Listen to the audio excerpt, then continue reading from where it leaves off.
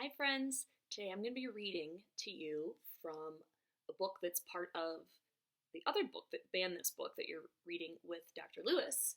And this book is the banned book called From the Mixed Up Files of Mrs. Basil E. Frankweiler by E.L. Konigsburg. So I'm going to read this to you along with the other book. Okay, so let's get started.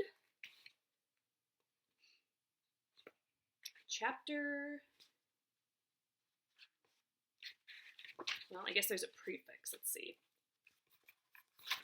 Before the book begins, there is a prefix to the book. So this is sort of like a little piece that the author put in. And it looks like it's supposed to be a letter. To my lawyer, Saxonburg, I can't say that I enjoyed your last visit.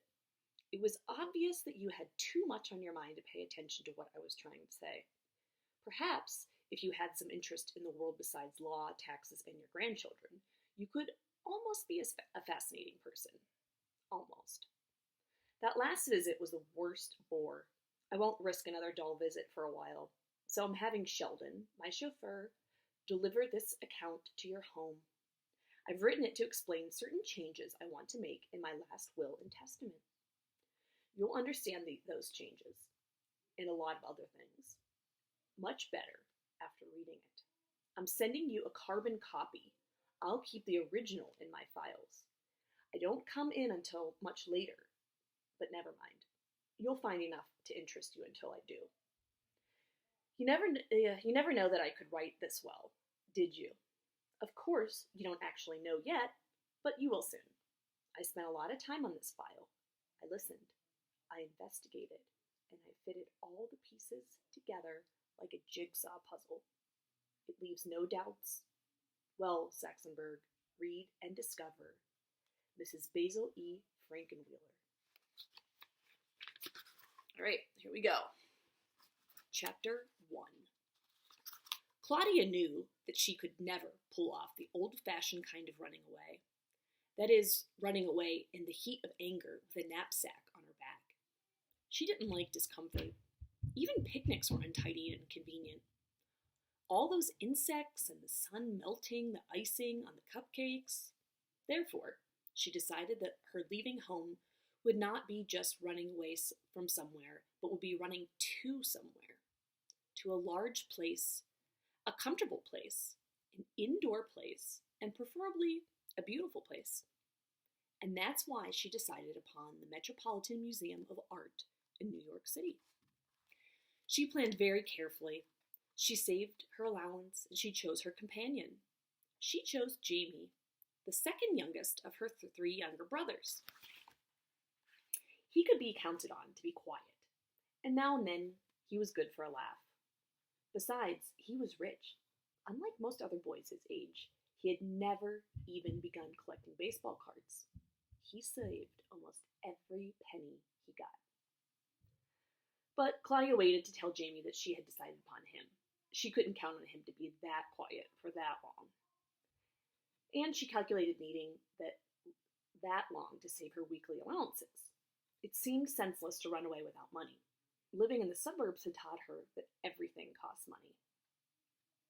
She had to save enough for a train fare and a few expenses before she could tell Jamie to make final plans. In the meantime, she almost forgot why she was running away. But not entirely. Claudia knew that it had to do with injustice. She was the oldest child and the only girl and was subject to a lot of injustice. Perhaps it was because she had to both empty the dishwasher and set the table at the same night, while her brothers got out of everything. And perhaps there was another reason more clear to me than to Claudia. A reason that had to do with the sameness of each and every week.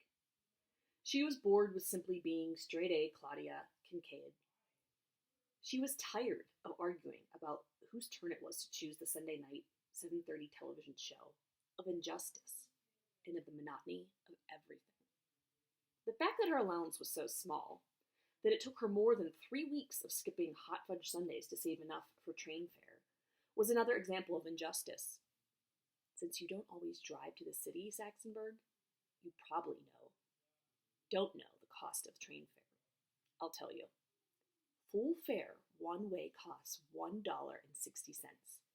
Claudia and Jamie could each travel for half of that since she was 1 month under 12, and Jamie was well under 12, being only 9. Since she intended to return home after everyone had learned a lesson in Claudia appreciation, she had to save money for her return trip too, which was like full fare one way.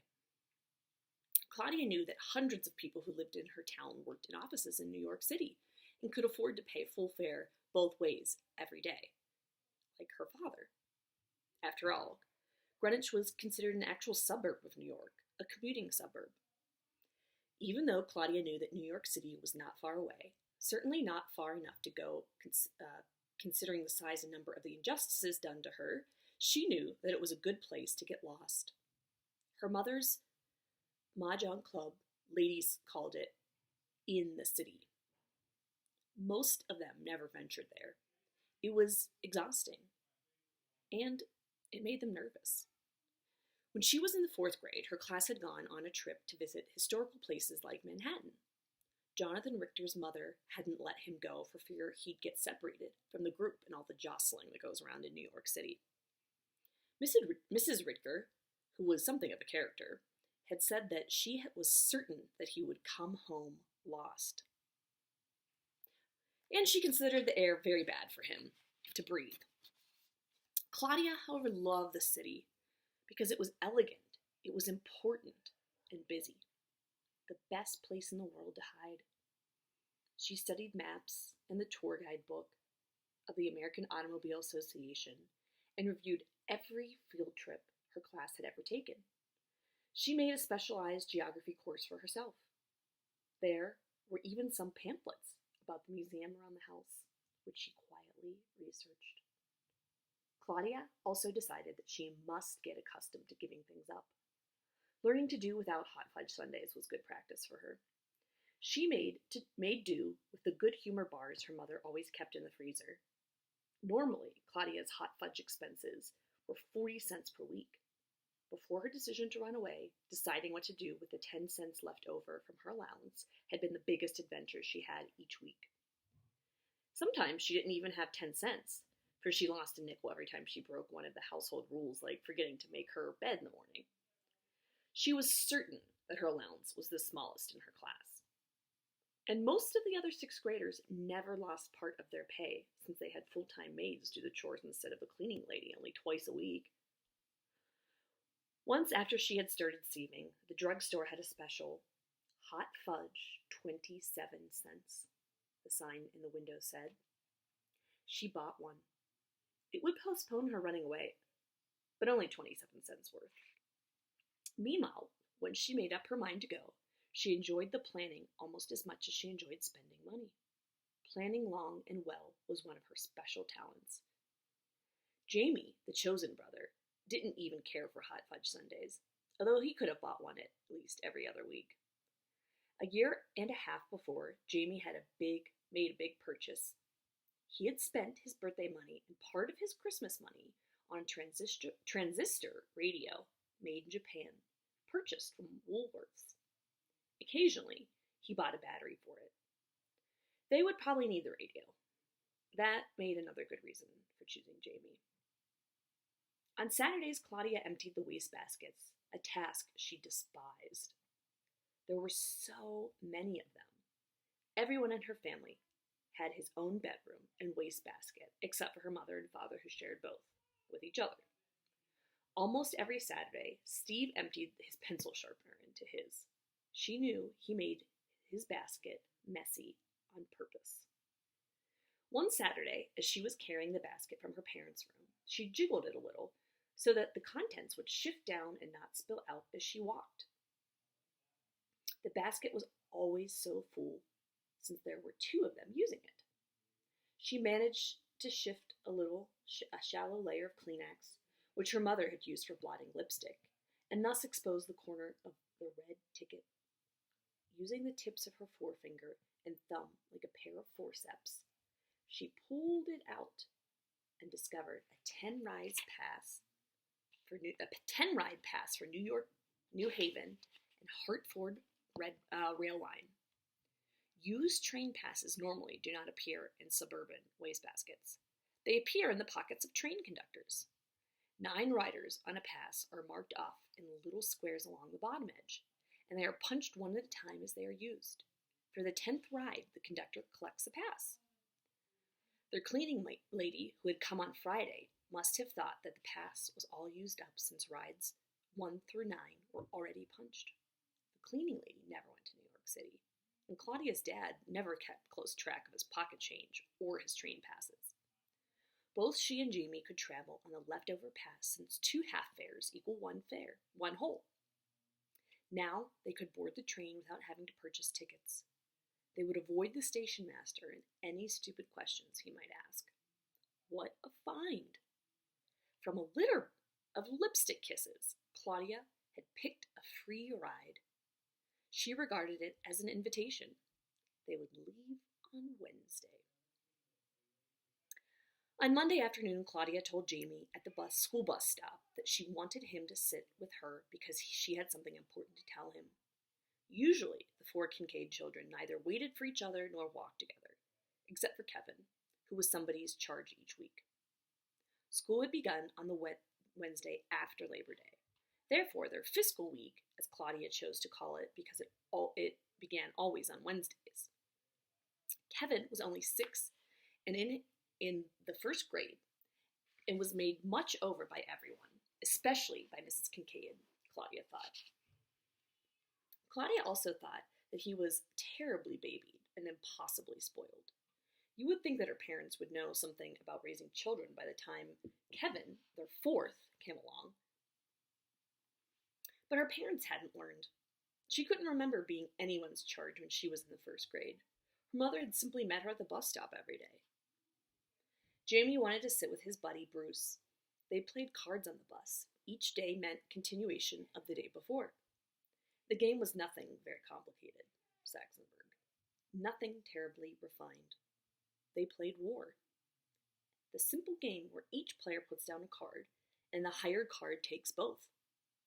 If the cards are the same, there is a war, which involves putting down more cards. Winner then takes all of the war cards. Every night when Bruce got off his stop, he'd take his stack of cards home with him. Jamie would do the same. They always took a vow not to shuffle. At the stop before Bruce's house, they would stop playing, wrap a rubber band around each pile, hold the stack under each other's chin, and spit on each other's deck, saying, "Thou shalt not shuffle." Then each tapped his deck and put it in his pocket. Claudia found the whole procedure disgusting. So she suffered no feelings of guilt when she pulled Jamie away from his precious game. Jamie was mad, though. He was in no mood to listen to Claudia. He sat slumped in his seat. See, there's Jamie and Claudia, I guess. With his lip pooched out and his eyebrows pulled down on top of his eyes. He looked like a miniature, clean-shaven Neanderthal man. Claudia didn't say anything. She waited for him to cool off. Jamie spoke first. "Gosh, Claudia, why don't you pick on Steve?" Claudia answered. "I thought, Jamie, that you'd see that it's obvious. I don't want Steve." "Well," Jamie pleaded, "want him. Want him, please." Claudia had planned her speech. "I want you, Jamie, for the greatest adventure of our lives." Jamie muttered, "Well, I wouldn't mind if you'd pick on somebody else." Claudia looked out the window and didn't answer. Jamie said, "As long as you've got me here, tell me." Claudia remained silent.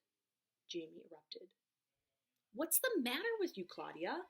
First you bust up my card game, then you don't tell me. It's indecent." "Break up, not bust up. Indecent, not undecent," Claudia corrected. "Oh, baloney. You know what I mean. Tell me," he demanded. I've picked you to accompany me on the greatest adventure of our mutual lives, Claudia repeated. You said that. He clenched his teeth. Now tell me. I've decided to run away from home, and I've chosen you to accompany me. Why pick me? Why not pick Steve? He asked. Claudia sighed. I don't want Steve. Steve is one of the things in my life that I'm running away from. I want you. Despite himself, Jamie felt flattered. Flattery is important. An important machine as the lever, isn't it, Saxonburg? Give it a proper place to rest, and it can move the world. It moved Jamie. He stopped thinking, why pick on me? And started thinking, I am chosen? He sat up in his seat, unzipped his jacket, put one foot on the seat, placed his hand over his bent knee, and said out of the corner of his mouth, Okay, Claudia, when do we bust out of here? And how? Claudia stifled the urge to correct his grammar again. On Wednesday. Here's the plan. Listen carefully. Jamie squinted his eyes and said, Make it complicated, Claudia. I like complications. Claudia laughed. It's got to be simple to work. We'll go on Wednesday because Wednesday is music lesson day. I'm taking my violin out of its case and unpacking it full of clothes. You do the same with your trumpet case. Take as much clean underwear as possible and socks and at least one other shirt with you. All in a trumpet case? I should have taken a bass fiddle. You can use some of the room in my case. Also, use your book bag. Take your transistor radio. Can I wear sneakers? Jamie asked. Claudia answered, Of course. Wearing shoes all the time is one of the tyrannies you'll escape by coming with me. Jamie smiled, and Claudia knew that now was the correct time to ask. She almost managed to sound casual. Oh, and bring all your money. She cleared her throat. By the way, how much money do you have? Jamie put his foot back down on the floor, looked out the window, and said, What do you want to know? Why do you want to know? For goodness sake, Jamie, if we're in this together, then we're together. I've got to know. How much do you have? Can I trust you not to talk? He said. Claudia was getting mad. Did I ask you if I could trust you not to talk? She clamped her mouth shut and let out twin whiffs of air through her nostrils. Had she done it any harder or louder, it would have been called a snort.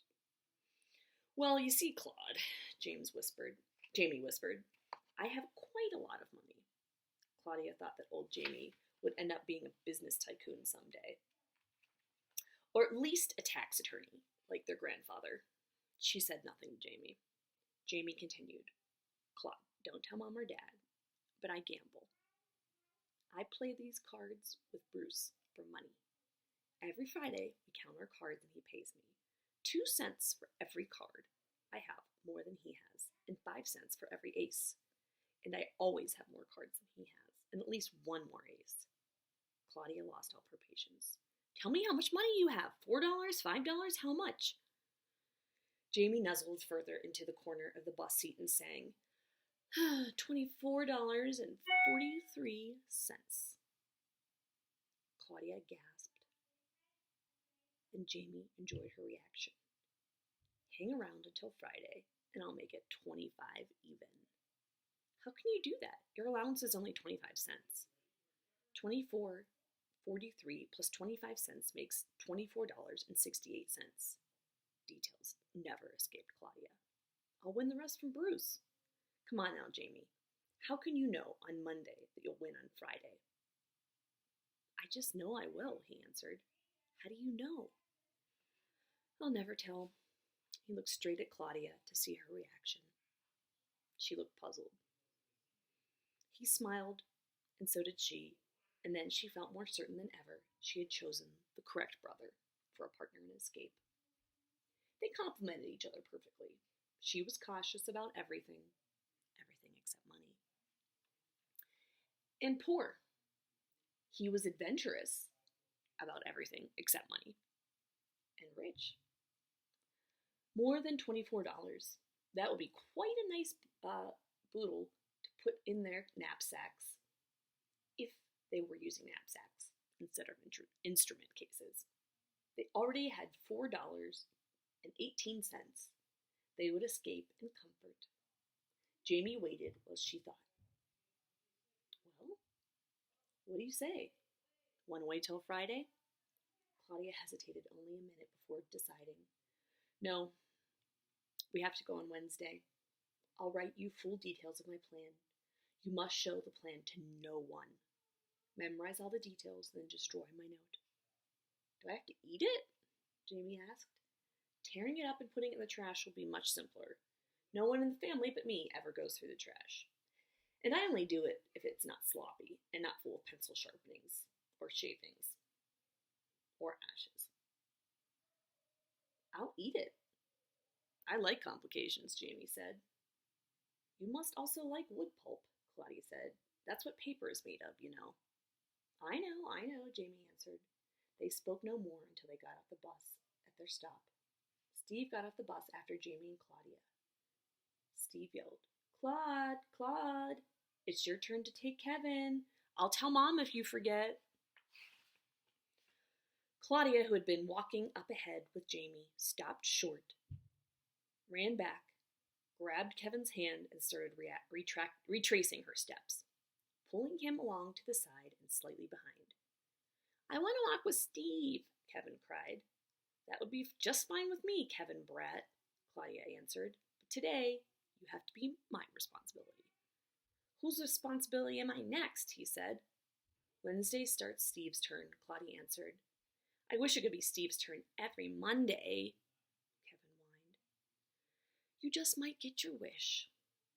Kevin never realized then, or ever, that he had been given a clue, and he pouted the whole way home.